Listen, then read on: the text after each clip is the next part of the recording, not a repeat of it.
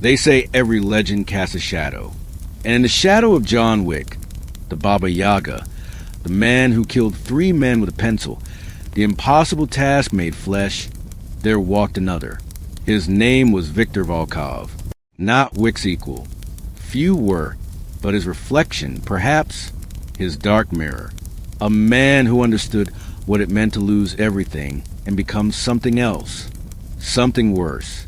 In the underworld, they didn't speak of Victor often, not because he wasn't feared. He was, but because his story was too close to John's, too familiar.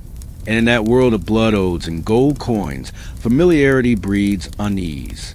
They called him the Hound, not because he was Wick's dog, never that, but because, like John, once he had your scent, once you became his purpose, the hunt never ended.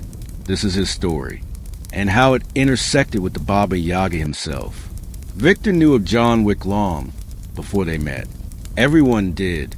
The impossible task, the retirement, the brief, beautiful peace John had found with Helen, and then the unraveling, the stolen car, the dead puppy, the return of the boogeyman. Victor had watched from the margins as John Wick tore through the Russian underworld like a force of nature. He'd seen the bodies pile up, seen empires crumble, and he'd understood, because Victor had once had his own Helen, his own moment of peace. Her name was Aliska, his daughter, Anna, a bookshop in Prague, a quiet life far from the blood and gold. He'd done his time in the underworld, 5 years as an enforcer for the Ruska Roma, same organization that had raised John. He'd earned his exit, paid his debts, walked away. 3 years of peace. 3 years of bedtime stories and morning coffee, and the simple miracle of being human again. And then, one winter night, the Tarasov family, the same family John would later dismantle, sent a message to a rival faction. Wrong address, wrong family. The bomb didn't discriminate. When Victor returned home, he found nothing but ash and memories. The police told him it was a mistake. Collateral damage. Wrong place, wrong time.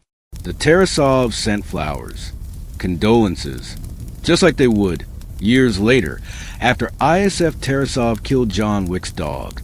But Victor didn't have John's reputation, didn't have his connections, his legend. He had only grief and a choice. He went to the high table, offered himself back to the machine he'd escaped, his skills, his life, everything, in exchange for one thing: permission. Permission to hunt the Tarasovs. They granted it, not out of mercy. The high table doesn't do mercy, but because Victor was useful, efficient, and the Tarasovs had been growing too bold, too reckless. Victor became their tool. For 3 years he hunted, methodical, relentless, silent, while John Wick was dismantling the family from the top. Victor was erasing them from the bottom. Mid-level enforcers, accountants, suppliers, anyone who touched that operation. They never met, but their work orbited each other like twin stars. 2 men, 2 tragedies, 2 paths of vengeance running parallel, until they finally converged. It happened in Casablanca. Victor was tracking the last Tarasov lieutenant, a man named Sergei, who'd fled after John had killed Vigo.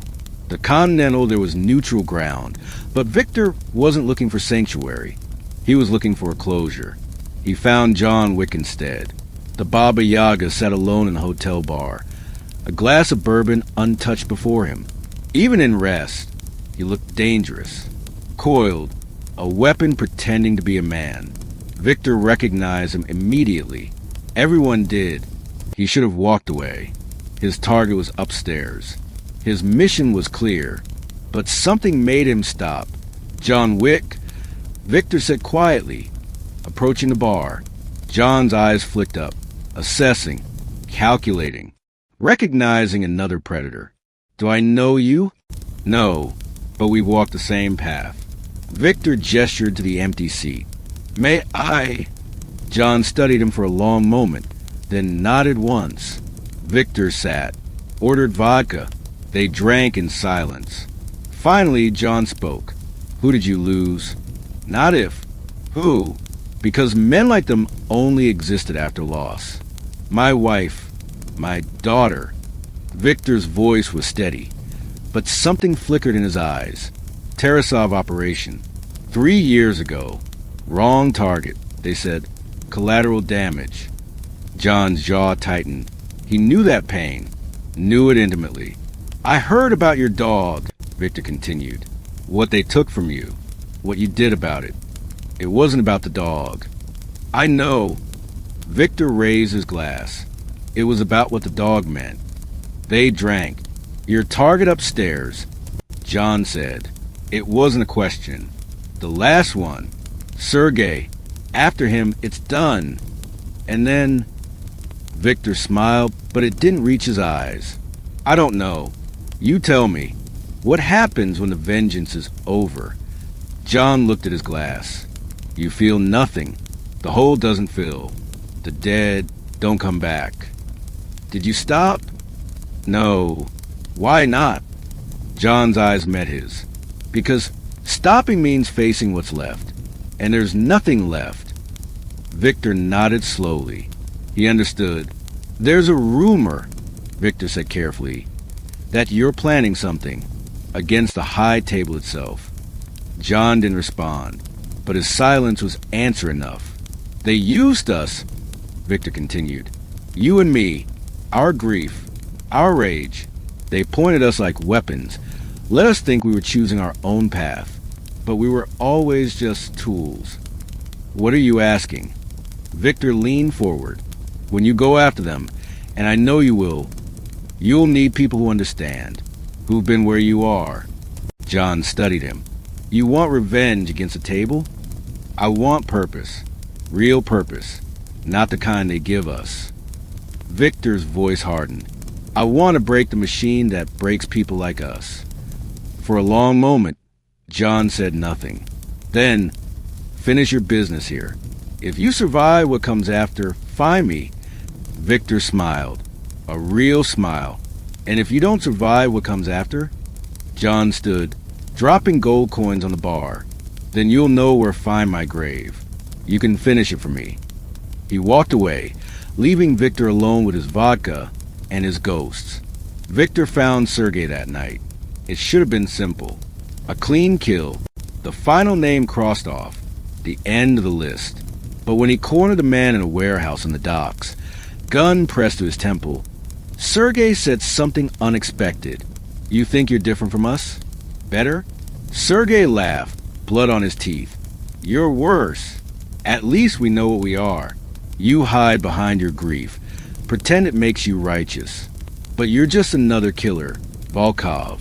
Just another dog. Victor's finger tightened on the trigger. Go ahead, Sergei hissed. Finish your list. Kill me, and tomorrow you'll wake up and they'll still be dead, and you'll still be empty. And the high table will still own you, because that's all you are now, a tool. Victor thought about John Wick, about their conversation, about the choice ahead. He thought about Aliska's laugh, Anna's drawings, still folded in his wallet, and he realized Sergei was right. The list didn't matter. Killing him wouldn't change anything, wouldn't bring them back, wouldn't make Victor human again. But maybe something else would. Victor lowered the gun. Sergei stared, shocked. What? You're going to do something for me, Victor said quietly. You're going to tell the high table that Viktor Volkov is done. No more contracts. No more hunts. I'm walking away. They'll kill you. Probably. Victor stepped back. But at least I'll die making my own choice. Not theirs. He turned and walked away, leaving Sergei alive. Leaving his vengeance incomplete. Choosing, for the first time in 3 years, to be something other than a weapon. They say Viktor Volkov vanished after that night. Some claim the high table sent assassins. That he died fighting, like John Wick would later die. Or not die, depending on who you ask, on those steps in Paris. Others say he found a new identity, a new life, that somewhere in some quiet corner of the world, he's running a bookshop again, shelving stories about heroes and tragedies. But the underworld whispers another version. They say that when John Wick finally went to war with the High Table, when he stood alone against impossible odds, he wasn't entirely alone. That in the shadows, moving through the chaos, there was another figure, silent, efficient, familiar, a hound, running beside the boogeyman. John Wick once said, "People keep asking if I'm back. Yeah, I'm thinking I'm back." Viktor Volkov never said those words, but in the end, he understood them, because men like them don't get happy endings, don't get peace, don't get to go back to who they were. But maybe, they get to choose what they become next. And in a world of blood and gold, of oaths and codes that bind tighter than chains, sometimes that choice is enough. They say the Hound of Hell found his redemption, not in vengeance, not in death, but in the moment he walked away from both and chose to hunt for something more.